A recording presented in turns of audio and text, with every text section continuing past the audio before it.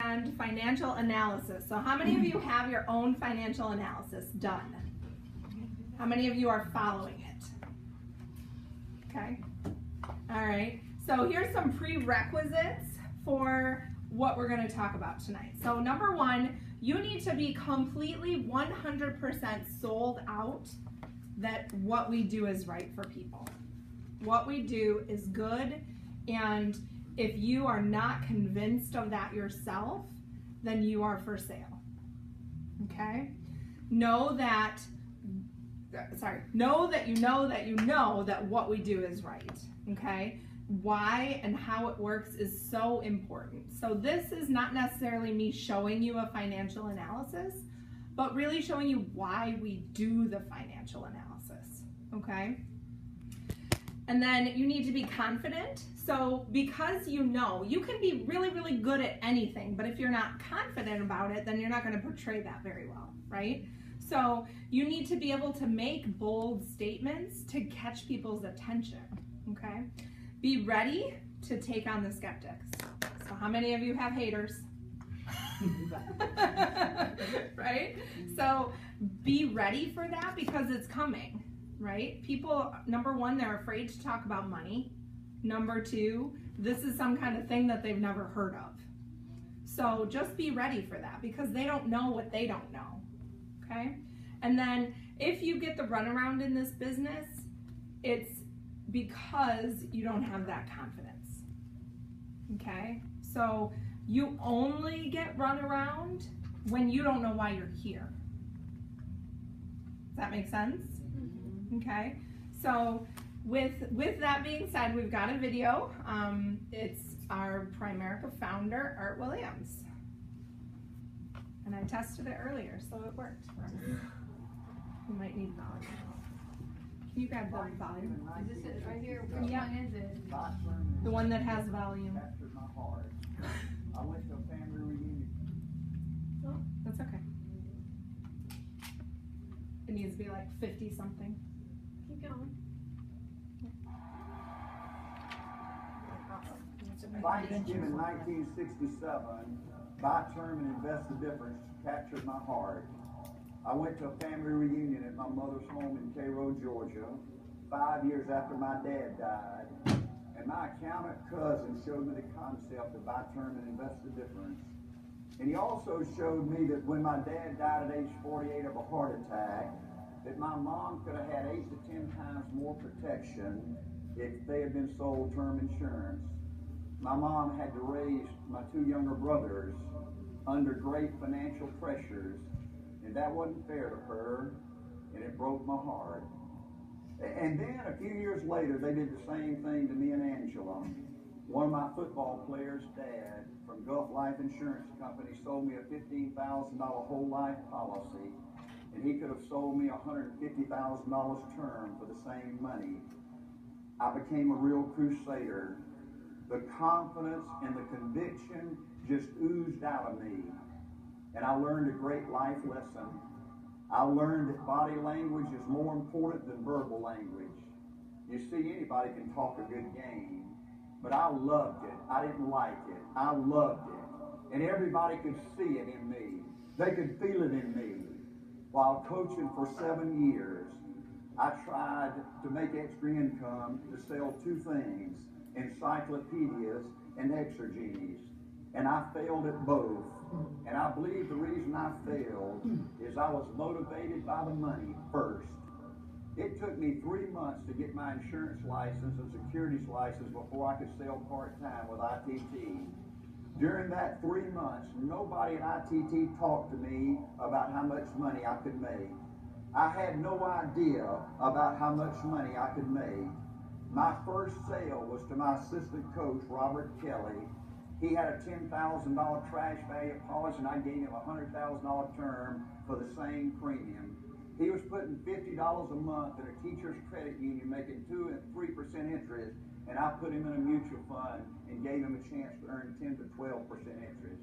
I changed his financial life, and it took 45 minutes.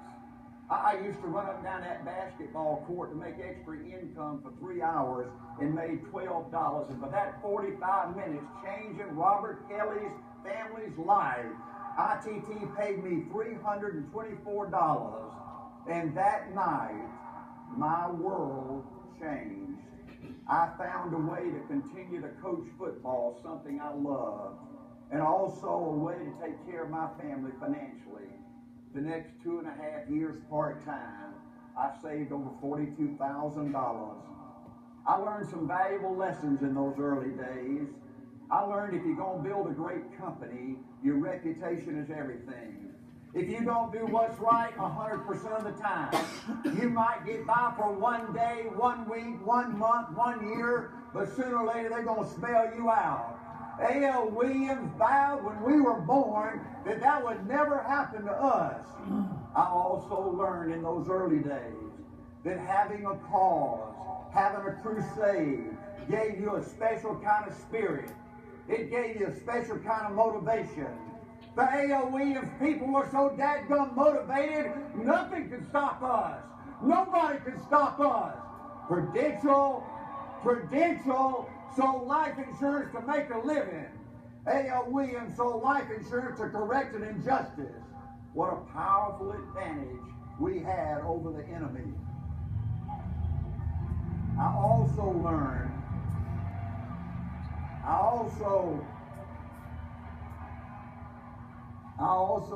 in those early days to be a great company, you had to have an edge. You had to be different. You had to be better. See, the difference in being great and average and ordinary is this much. Folks, it's just almost too scary to talk about. See, you can do 99% of the things right and not do this much, and you're guaranteed to fail. But you can screw up every day like I did and do this much, and you're guaranteed to win. This much is a special kind of attitude, a special kind of mental toughness, a special kind of hunger and desire to be somebody. A.L. Williams was born with this much. See, I believe the life insurance industry stole more money and ripped off more people than any industry in history. And they did it 3 ways. Number 1, they keep your savings, your cash value if you die. Number 2, if you take out your savings, your cash value, they drop your life insurance. And number 3, they sold the most expensive kind of life insurance so the agent could make the most money and the company could make the most profit. How in the living dog crap could the life insurance industry get away with that crap for over 100 years? See, I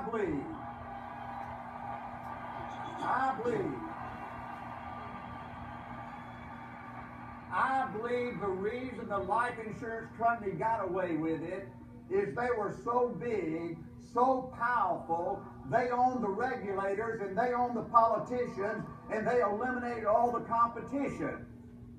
But this time, it was different. The life insurance companies and the regulators and the politicians, they finally met someone that was ready to fight. We wanted to destroy the competition. The harder they fought, the nastier they were, the better we liked it. We didn't like what we did, we loved it. We didn't like the fight, we loved it. We didn't like the controversy, we thrived on it. And you know what? We hit the life insurance industry like an atomic bomb. Those 85 men and women were crusaders. A.L. Williams spent most of his time with the new recruits on the crusade, just like the Marine Corps. They trained their new recruits to kill the enemy. A.L. Williams trained our new recruits to kill cash value. When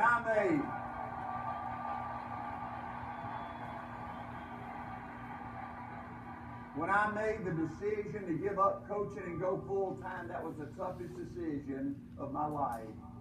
I didn't like the idea of talking to strangers. I didn't like the idea of being known as a life insurance agent. I didn't like the idea of living on commissions where you don't sell, you don't eat. The pressure of that scared me to death. I didn't like the idea of waking up every day, going to an office where I was alone. That was scary to me. I didn't like the idea of feeling like people making me feel like I was begging them to let me come see them.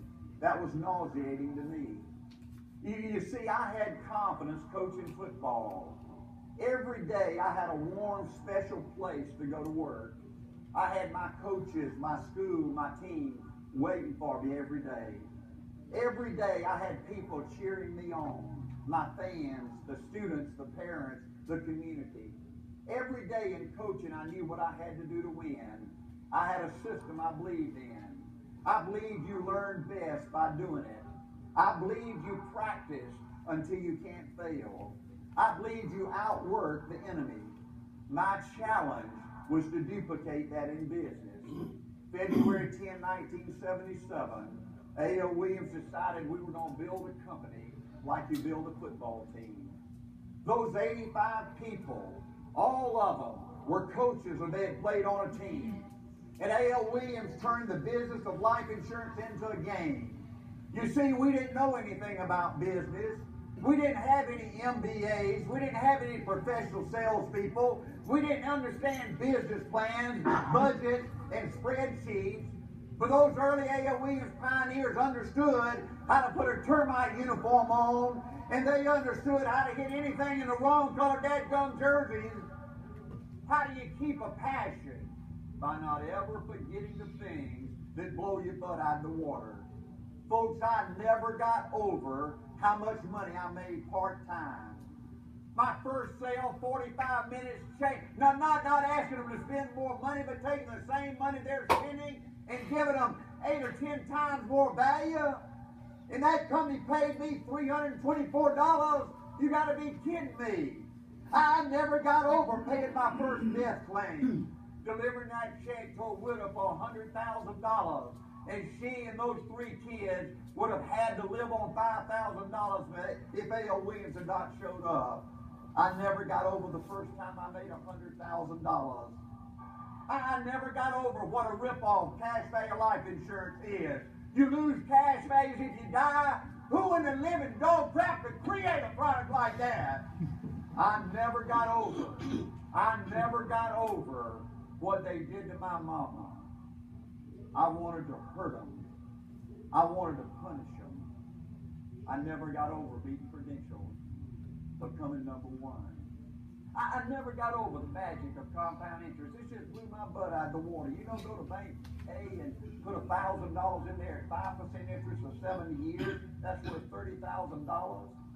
But if you go to bank B and put $1,000 in there and get twice as much interest, 10% interest for 70 years, everything inside of me, all of my common sense says it's twice as much interest.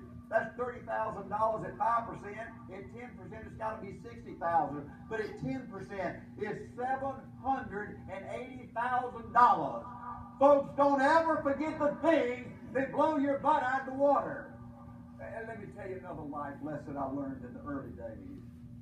Is to always tell your personal story. That's where they see your heart. Don't ever make a presentation. Don't ever run an opportunity meeting or a fast start school. Anybody you talk to, always tell your personal story. You know, I think of Bob Miller, who was a basketball coach in Fort Lauderdale, Florida, when we were at Waddell and Reed, and I recruited Bob part-time into Waddell and Reed. And I called Bob on the phone one day and said, Bob, I'm coming to Fort Lauderdale next week, and I want to get together and have lunch with you and Jane. And we chatted, and he said, Art, he said, you know, I sold a coaching friend of mine. I replaced his cash value policy with term last week, and the old lady came back and, you know, told him he ought to keep the cash value, and that A.L. Williams has been run out of 98 states and all this kind of crap, you know. And he said he finally gave up on saving his cash value policy. He said, well, if you want term, you should have told me I could give you term. And I can give it to you 3 pennies cheaper than A.L. Williams can give it to you. I said, Bob, call that coach. You call that coach and you set up an appointment. I want to see him. That's not right what he did to you, Bob. And Bob said, Art, please don't do that. You know, the money's not that important to me. He said he's a friend of mine. And he's got term insurance now. I'm happy with that. That's okay. Please let it drop. I said, no way, Bob. You call that guy. You set up an appointment. That's not right what he did to you. Bob called and made an appointment with him. We went to see him. And I said, Coach, that whole life guy screwed you and your family. If you had died, your wife and those kids would have had to suffer like my mama and my two brothers had to suffer. Bob Miller educated you on the right way to protect your family, and he sold you a great term product at a great price. And you're letting that asshole come in here that screwed you? And you gonna let him sell you term insurance because it's 3 cents cheaper? That ain't right. That ain't right, Coach. You ain't a good guy, Coach, to do something like that. Before we left that house, he took our A.L. Williams term policy, and he also joined us as a recruit. I love you guys. Thank you so much. Thank you. Please, wait. Thank you. So good, right? All right. Don't forget those things that blow your butt out of the water. All right. So we're gonna dig in. We're gonna talk about some concepts. You guys ready? Yeah. All right. So building your finances is like building your house. So it must be done in the right order. Okay. So Primerica is built on the concept of truth, and what we teach people is 100% true. Okay. So when I talk to you about your withholdings, I'm telling you the truth. You may never have heard it before, but it's actually a thing, right? When I talk to you about the way that whole life works, it is absolutely true. I have sat face to face with whole life agents and drawn our whole life diagram, and they have agreed with me 100% of the way. Now, one of them I sat with, he said, he's like, now the way they teach it, that's a good thing. I'm like, well, okay. So the way I teach it, he goes, that's really interesting, right? So they're learning that what they do is right, and shame on them. So build your house in the right order, and your house will be strong and stable, right? So when you're looking at the dream home that's down the road with the trees that line both sides of the road, and when it snows, it's beautiful and white, right? When you're driving by looking at those homes, they didn't start with the roof, right? They started with what? A foundation, okay? So finances are the same way. Do them in the right order, and you'll have an idiot-proof plan. So your financial house would crumble if you started with cable, right? I mean, I know that's absurd, but you'd be surprised how many people I've sat with that had a $297 cable bill. So study and understand the concepts that we teach so that you can help these clients. If they knew what we could do for them, then they would be calling us, but they don't know. They don't know what we do, right? So when you build your house, you follow a process, okay? And there are times that I actually draw this out. So I draw a little primitive looking house and I number it, and I say we're gonna put it in the right order. So we're gonna start with our foundation, okay? And the foundation of all life insurance plans should be, the foundation of all financial plans should be life insurance 100% of the time, okay? Now there are some really, really rare situations where, you know, they have $2 million saved. The foundation of their plan might not be life insurance, but if they're still working, then they're working for income. So what's going to happen if they don't work tomorrow, right? Okay, so if you are alive to make money, you are able to take care of all the other areas that you need to take care of, right? Because income will keep coming if you're alive to go to work. The only thing that can't be reevaluated is your need for insurance and having insurance in place. You can't do that over. Fair? Okay. So GoFundMe is not going to fund your family for very long. Is anybody not familiar with GoFundMe? Not familiar. Okay. All right. So we have a family friend on Facebook a while back. They posted, my daughter-in-law is on her way to Nevada and they broke down. We set up a GoFundMe to help them get gas and repair the car. I'm like, are you kidding me? Like, really? like, hey, they're moving to Nevada, help them out. Like, really? So, that was a little absurd, but not to mention thinking that if something were to happen to that family and they needed a GoFundMe for a funeral, come on now. Or any family, So, life insurance versus credit card debt. Which one? Life insurance. Life insurance versus mortgage. Life insurance versus health insurance. Life insurance. So I've even had like life insurance versus auto insurance. Like there's so many random things, that people come up with. They're like, oh, well, when we get this taken care of, then we'll go ahead and get life insurance. I'm like, that is so ridiculous. If you need insurance in a year and a half, then you need it today. So just get the worst possible thing first, so you can get the worst possible thing first. Shore that up. Death. Thank you. Death. So you get death. Thank you. I'm like, wait, what? So death is the worst possible thing that could occur.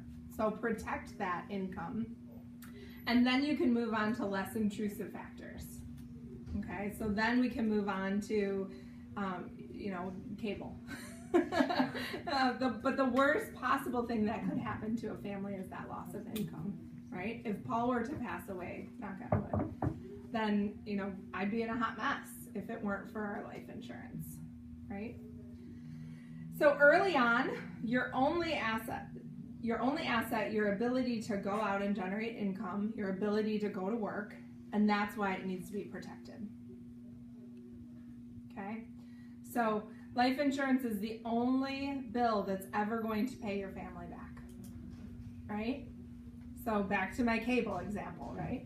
So, with cable companies, we pay them every month, and could you ever imagine them calling you and apologizing for the loss of your loved one and saying, just so you know, you've been paying us for all these years, we're actually going to give you, an extra $100,000, or, even to play it simpler, like, we're never going to ask you to pay your cable bill ever again. That would be absurd to think of that, right? But people spend more money on their cable than they do protecting that income, okay? So if they're working for income, then they need life insurance. And if they need income, they can't afford to die. So if they have no income, they need to go to work, or that they understand that principle, but they don't understand if they die. It's just amazing to me that people don't understand this, right? So in our financial house, the next priority is going to be looking at debt, okay? So some debt will go away if someone passes away, but not all debt. If you've got things that are co-signed, if you've got things that have joint ownership, if you've got anything that has connection to anybody else, those things don't go away. And so those families are left in devastation, right? So debt service consumes a lot of capital. A penny saved is a penny earned, Benjamin Franklin says, right? So we need to clear up debt for people because they're wasting a lot of money towards debt, okay? I sat with one of my very first financial analyses, and we put it together. Is that a word? Analysis? Analyses. We put together their debt stacking, and we were going to save them $350,000 in interest. I was like, oh, that's like 2 houses, like, or a really big one. Like, wow, right? And then next is savings. Now, for those of you who are investment licensed, there is a time when there is a more importance to investing. Does anybody know when that time it is? When that time is? When there's a match. When there's a match. Okay, so we're going to talk about that. But dealing with the financial analysis, if their debt has 0% interest, they would not benefit from paying that off early. They would save zero money. So don't make double payments if you have a 0%. Put that towards retirement, right? So that might be in here, but that's the one time that I know of. Okay, so items 1 and 2 are maximized, and then whatever money is left, use that towards savings. Okay, so now you're earning compound interest instead of spending that interest. So, you know, and the financial analysis will calculate the average interest rate of all of their debts combined. So, like for example, you might sit with somebody. Last night I delivered an FNA and it was 5.35 average interest rate. But if she's 25, 26 years old and can be in a very aggressive fund that could earn her 6, 7, 8, 9%, which one would be better? Which one should she put more money to? To savings, right? But now I sat with other people who they have 5 retail cards that are all 29% interest, and they're contributing over and above what their 401k is matching. What am I going to tell that person? Stop with the investing and make double payments here, right? So you have to find that balance, and that's what the analysis does. So if you've ever heard, rich people are waking up richer than the night before because they have money working for them. That would be a good problem to have, right? And obviously there's always some risk with investments, so you need to kind of take that into consideration too. If we're equally matched on what we're earning as our rate of return or what we're paying out towards our debt, then you've got to kind of play which one is most important, right? Okay, and then the 4th priority is the quality of life. So this whole plan is contingent on getting the first 3 things in order, and then you can do what you need to do with your quality of life. But we really try not to focus on your quality of life, and that's kind of where, you know, Dave Ramsey will talk about, you know, strip everything out, okay? And we'll talk about transfer spending in a minute, but this is really, really, really important. If I get life insurance in place, get your debt system in order, get your retirement account fully funded, then you have room for cable. Then you have room for going to the movies 3 times a week, right? But at the same time, people don't necessarily want to change their quality of life. So that's one of the reasons why the financial analysis is working with money that they're currently spending towards their financial plan, right? So financial stability comes from doing the right things over and over and over, right?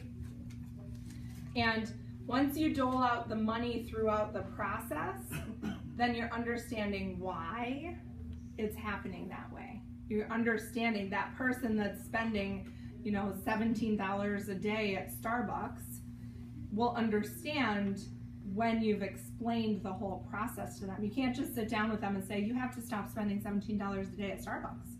They're gonna be like, no. Right? But if you understand the need, then you'll get through to them if they understand the need, okay? Any questions before we go into? No? Okay. All right. So now we're talking about categories where people spend money. So taxes, debt, insurances, savings, and everything else. Okay, so like I said, Dave Ramsey looks at all of these things, and what he does is good. I'm not saying what he does is bad, it's just different. Paul and I did financial peace, and we were going to be out of debt in 3 years. When we did our FNA, it was a year. Okay, so these are the 4 things. These are the 4 things that we consider to be fixed expenditures that have to be made.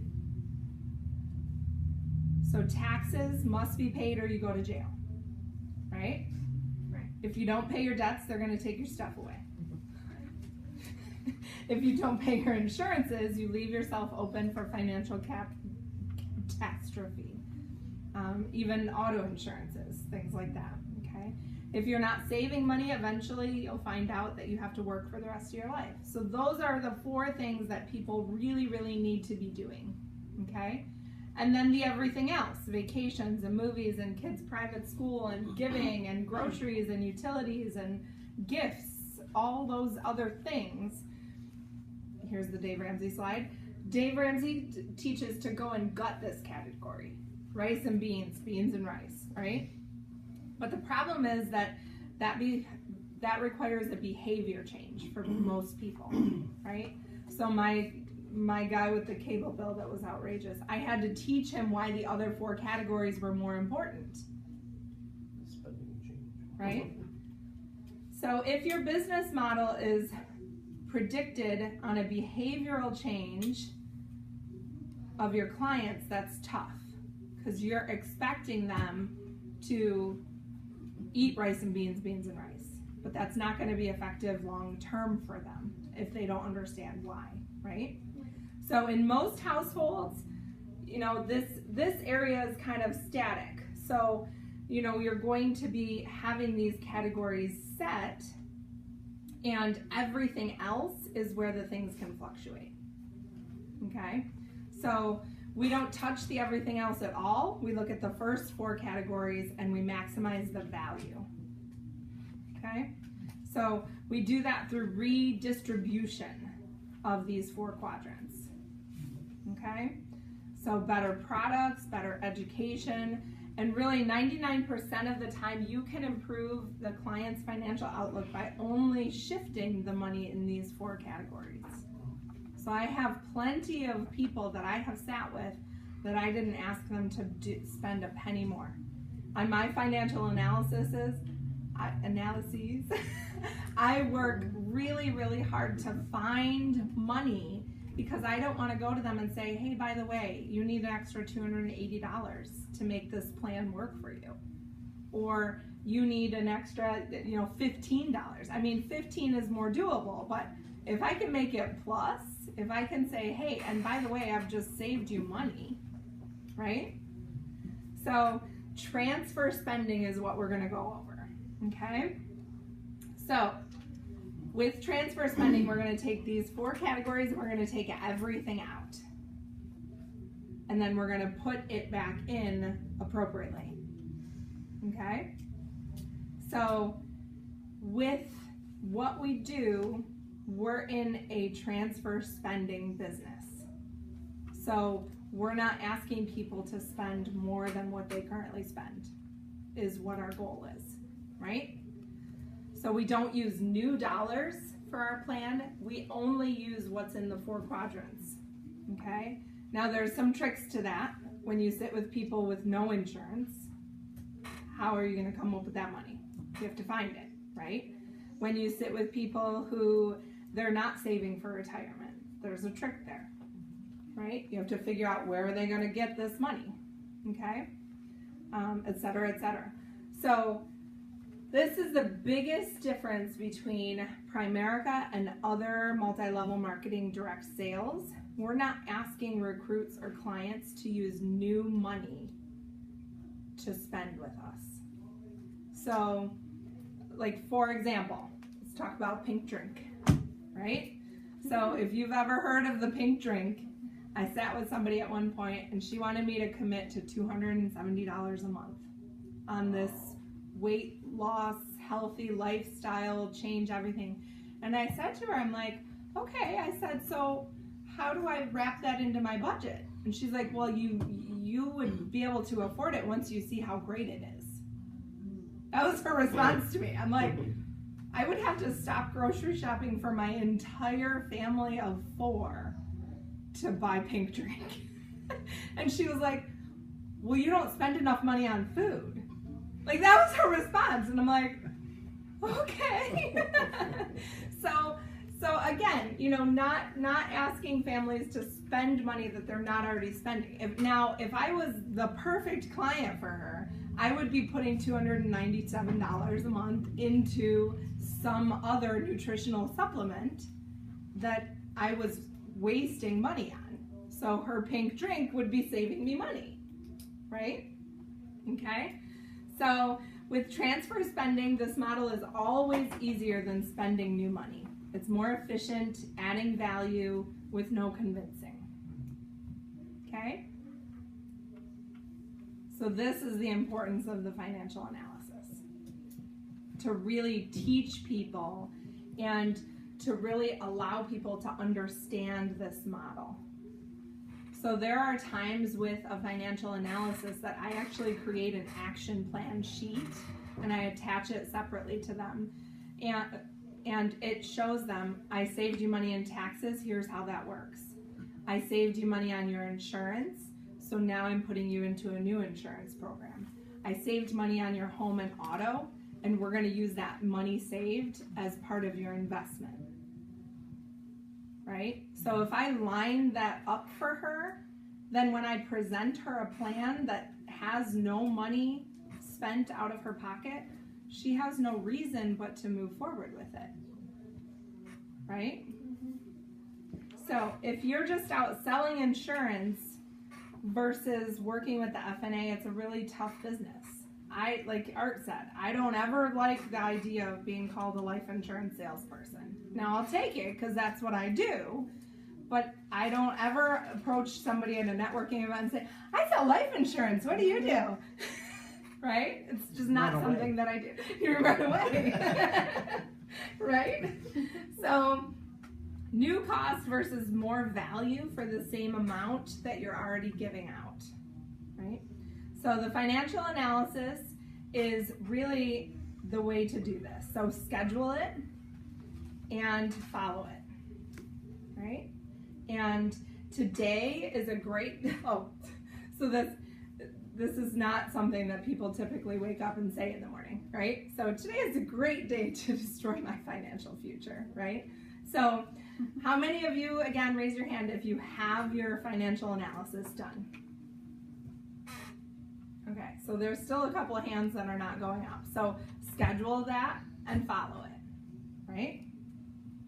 All right, so the financial analysis, this is actually written on the bottom of one of my flip chart brochures. It's in the 4-page brochure, I think, as well. The FNA provides savings, income protection, debt elimination, and income management. And the analysis is a written plan with step-by-step directions that clients can follow. Once you understand why you have learned to apply it, and you have learned to apply an FNA, then you'll be able to operate from a position of authority. So when you're making phone calls and people say, no, we already have a plan, then you can with confidence say, great, so you've got about $1.5 million saved for retirement? How many people do you know that would be like, oh yeah, no problem, right? People don't have any idea what they have, even if they think they have a great plan, right? So transfer spending applied. So remember, common places where we find money is tax refunds, overpayment of debt, and the wrong type of insurance, right? So let's talk about taxes for a minute, okay? So there's a 2016 article on tax refunds, talks about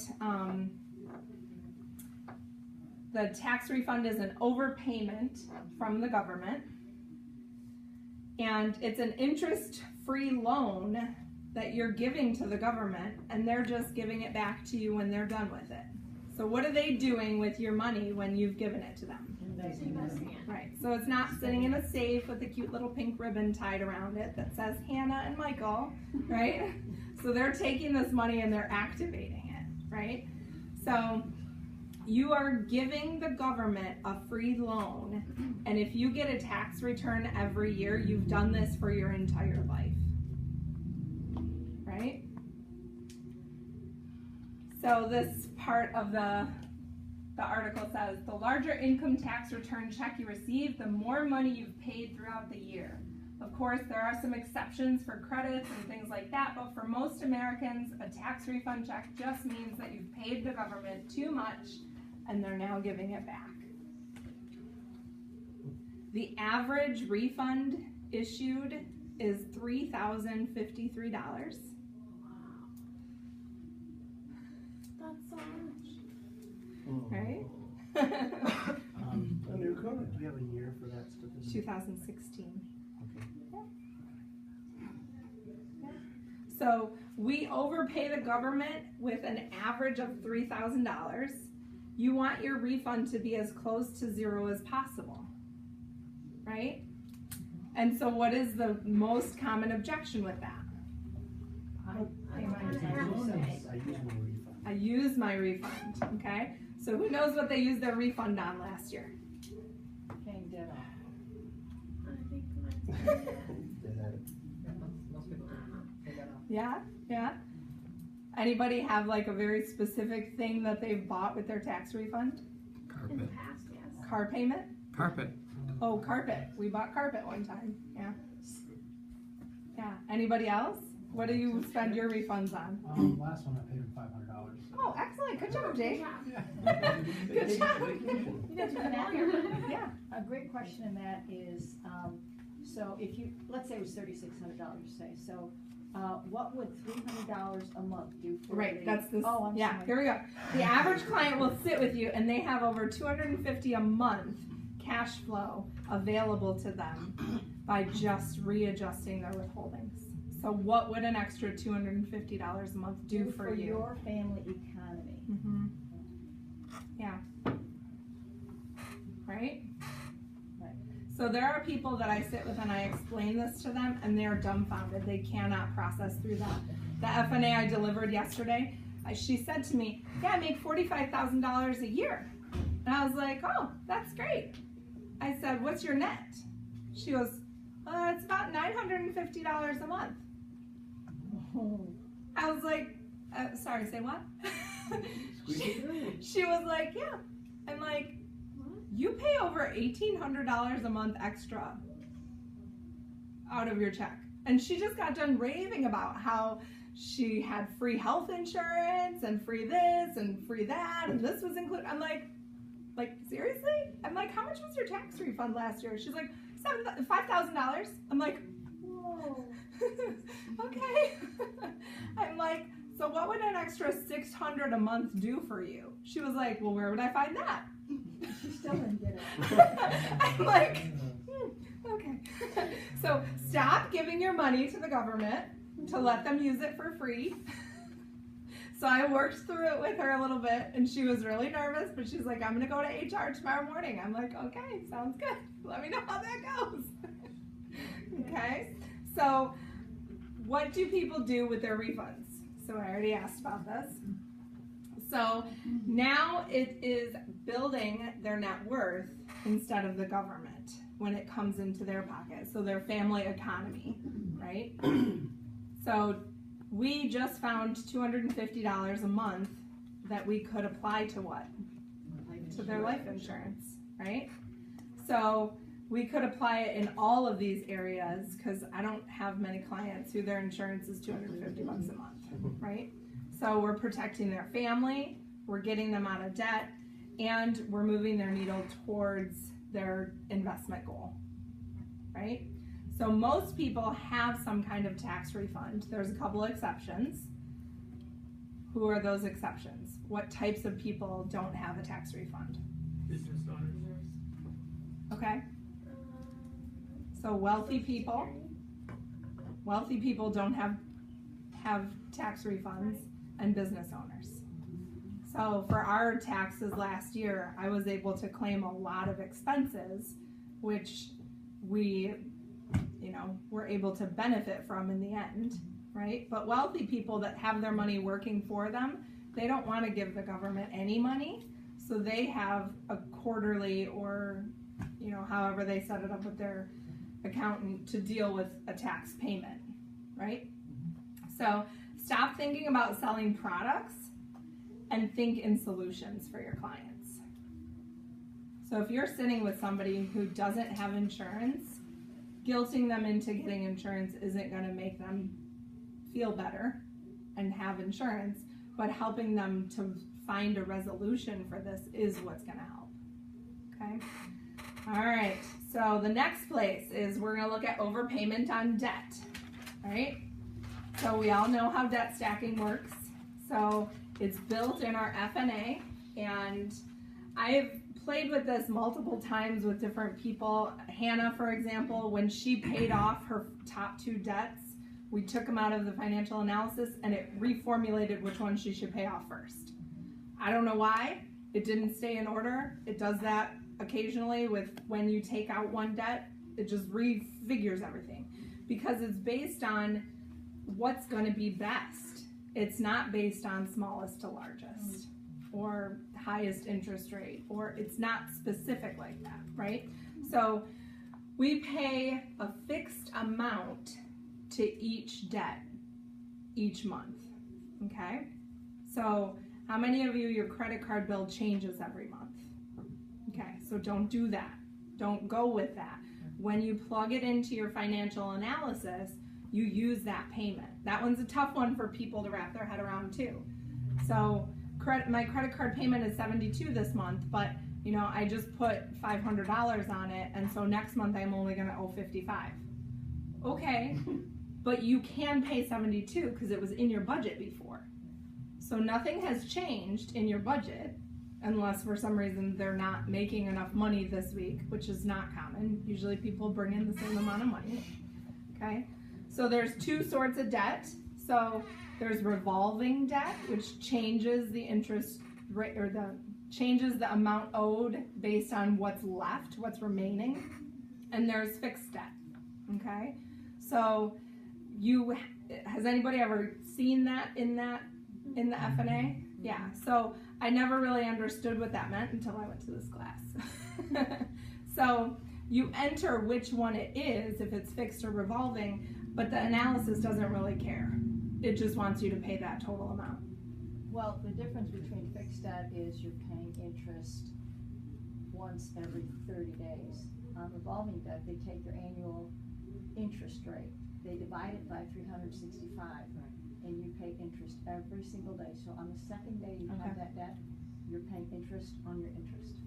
That's why in the How Money Works book, the same debt, the same interest rate, the same amount comes out to paying $12,500 versus $3,500 or whatever it is. Yeah. It's amazing. Okay. Interest every single day on the balance. Wow. It's crazy. Crazy, crazy. All right. So revolving debt forces you to pay a percentage of your outstanding balance. The pool of available credit is replenished with every payment. So what's left over after the interest is how that's. Mm-hmm. And then the fixed debt forces you to pay a fixed installment of the original outstanding balance, paying it down each month. Okay, so the pool of available credit isn't getting replenished again and again and again. Make sense? Mm-hmm. Any questions on that? All right. So with revolving debt, it keeps you in debt longer because as your balance goes down, they allow you to reduce your minimum payment, okay? And you keep having access to the original loan amount so you can keep using that card. A fixed is like, I can't borrow on it again, but a revolving, you can constantly borrow on it, okay?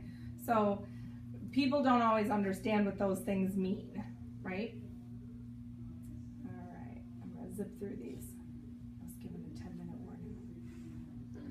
All right. So debt stacking is the answer. So we fix the payment indefinitely until all of that debt is paid off.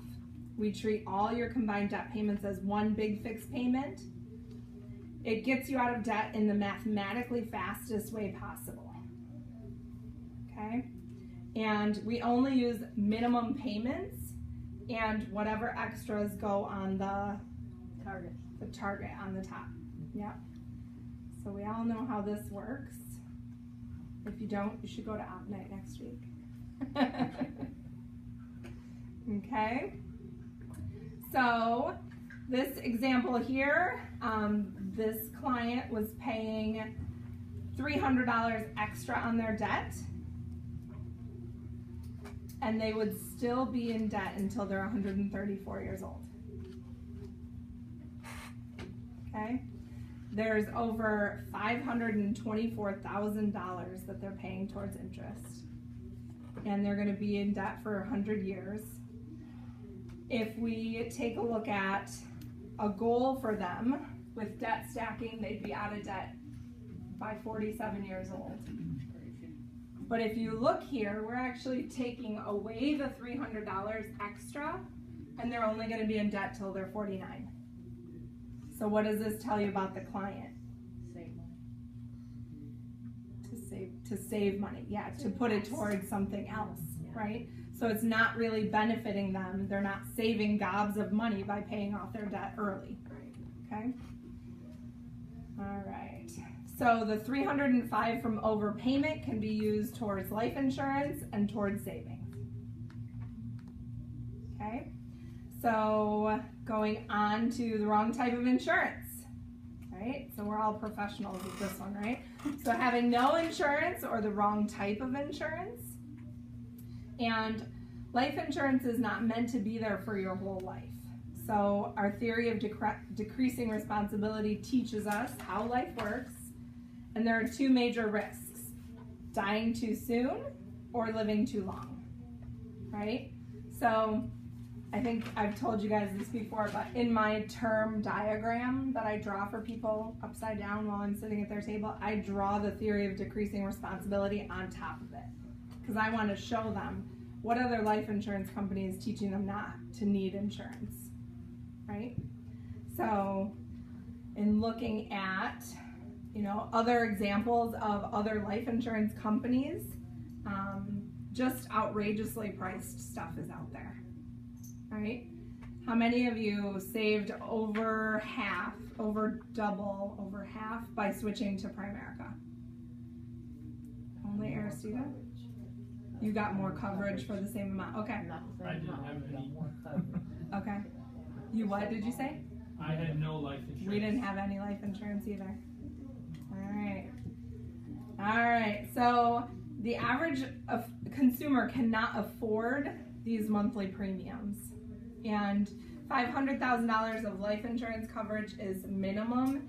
And if what you're making is $50,000, that's about what you need for your life insurance, right? Okay, so 90% of policies in place are the wrong type of insurance. The average death claim was $13,456 in 2016, but Primerica's average death claim paid out was $246,000. So isn't it interesting that $246,000 is our average, but we participate in the whole average? So how many policies out there are $6,000, $7,000 in order to make us so much higher, right?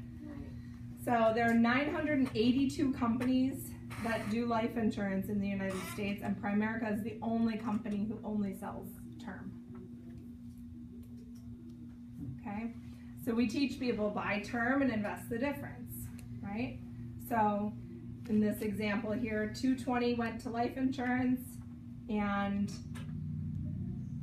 160 went to debt and 250 went to savings. And in this example, we're looking at a family that was actually spending $630 from a whole life policy. So we can give them all three categories just because they were paying the wrong type of insurance, right? So there are some myths about whole life, that there are some situations where whole life can work. So how many situations is that? None. Whole life is the best way to get permanent death benefit, right? But again, if you don't need the insurance anymore, then what's the point in having it in place, right? Whole life provides a great investment return for them to keep your money, right? So in looking at insurance, we can absolutely help people to save money when we're looking at their insurances, right? So there's two different families And we're looking at this first family was overpaying $300 on their debt, so we diversified that money, and we asked them to contribute $10 instead of going to Starbucks. So we saved them $250 available for savings. Okay, so we put their insurance in place and put $250 towards their savings. In the second family, $630 from Whole Life. We put it into $250, $160, $220, and $250 a month became available for investments. Okay, so with that $250 a month available, couple's 30 or 29 years old, it's about $3,000 a year. Imagine what impact that would have on their future, right? So we can use a financial calculator. You guys have a financial calculator that you utilize, right? So compound interest calculator looks at $3,000 a year for 35 years at 11%. Anybody guess?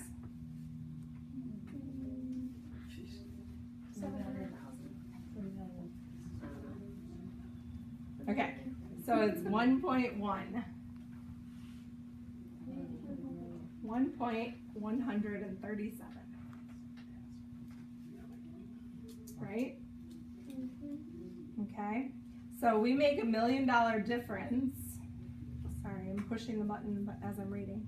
We make $1 million difference through education of how their financial house works, and through how transfer spending works, and through how the F&A works, and adjusting their tax refund, and debt stacking, and finding money, and having the right insurance, and investing the difference. And we didn't even really talk about this, but how many of you love the rule of 72? Right? So we can look at, first family down here, 1.1, but there are times that we sit with people that they have both. They're overpaying on their debt and they have the wrong type of insurance in place. Patrick is like, yes, right?